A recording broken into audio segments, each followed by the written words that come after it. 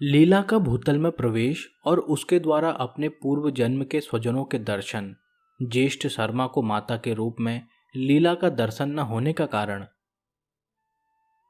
श्री वशिष्ठ जी कहते हैं, रघुनंदन, आकाश से किसी पर्वतीय ग्राम को जाती हुई उन दोनों स्त्रियों ने उसी भूतल को देखा जो ज्ञान की देवी सरस्वती के मन में था, जिसे वे लीला को दिखाना चाहती थी।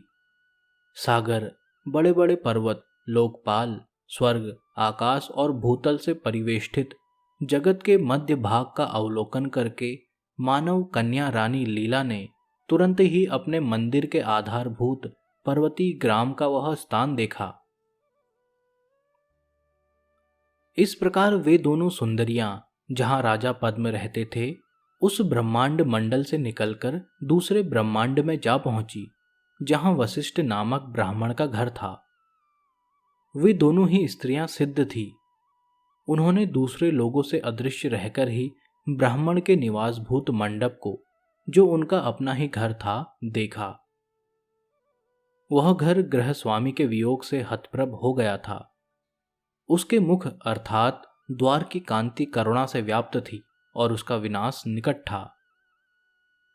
रघुनंदन, सुंदरी लीला चिरकाल तक सुंदर ज्ञान का अभ्यास करने के कारण देवता की भांति सत्य संकल्प और सत्य काम हो गई थी। वह जो चाहती वही हो जाता था। उसने सोचा, ये मेरे बंधुजन मुझको और इन देवी सरस्वती को साधारण स्त्री के रूप में देखें। उसके ऐसा संकल्प करते ही उस घर के लोगों ने वहां दो दिव्यांगनाओं को देखा, जो उस घर को अपनी प्रभा से उद्भासित कर रही थी। वे दोनों लक्ष्मी और पार्वती की जोड़ी सी जान पड़ती थी। तदंतर ज्येष्ठ शर्मा ने घर के अन्य लोगों के साथ यह कहकर कि आप दोनों वन देवियों को नमस्कार है, उन दोनों के लिए पुष्पांजलि छोड़ी। उस समय ज्येष्ठ शर्मा आदि बोले, वन देवियों, आप दोनों की जय। निश्चय ही आप हमारे दुखों का नाश करने के लिए आई हैं, क्योंकि प्रायः दूसरों का संकट से उद्धार करना ही सत्पुरुषों का अपना कार्य होता है। ज्येष्ठ शर्मा आदि के ऐसा कहने के पश्चात वे दोनों देवियां बड़े आदर से बोली, तुम सब लोग अपना वह दुख बताओ जिससे यह सारा जन समुदाय दुखी दिखाई देता है। तब उन ज्येष्ठ शर्मा आदि ने उन दोनों देवियों से क्रमशः ब्राह्मण दंपति के मरण रूप अपना सारा दुख निवेदन किया। ज्येष्ठ शर्मा आदि बोले, देवियों, यहां दो ब्राह्मण पति पत्नी रहते थे, जिनका आपस में बड़ा स्नेह था। वे यहां पधारे हुए सभी लोगों का आतिथ्य सत्कार करते थे। हमारी इस कुल परंपरा के प्रवर्तक भी वे ही थे। द्विजातियों की मर्यादा के तो वे स्तंभ ही थे। वे ही दोनों हमारे माता पिता थे।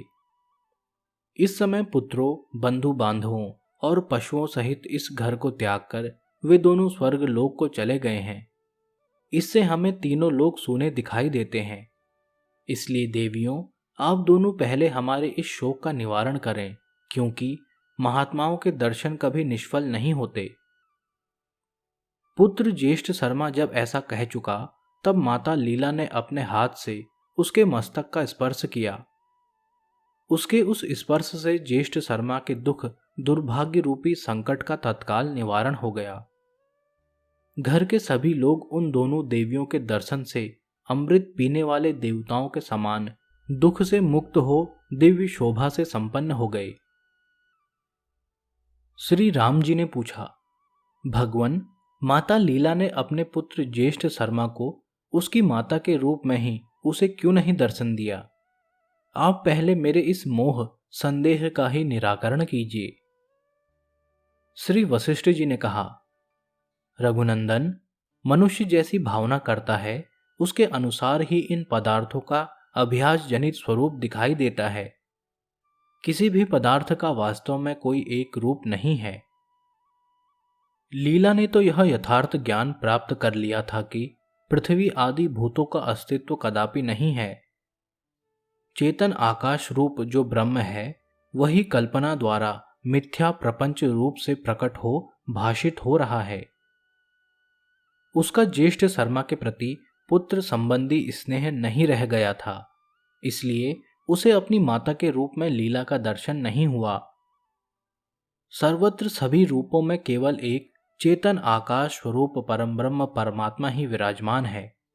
जिसे ऐसा बोध प्राप्त हो गया है, उस मुनि के लिए कौन, किस प्रकार, कब और किस निमित्त से पुत्र, मित्र एवं कलत्र हो सकते हैं। दृश्य प्रपंच तो सृष्टि के आदि में ही उत्पन्न नहीं हुआ। जो कुछ प्रतीत हो रहा है वह अजन्मा ब्रह्म ही है। ऐसे यथार्थ ज्ञान वाले लोगों को राग द्वेष से युक्त दृष्टि कैसे प्राप्त हो सकती है।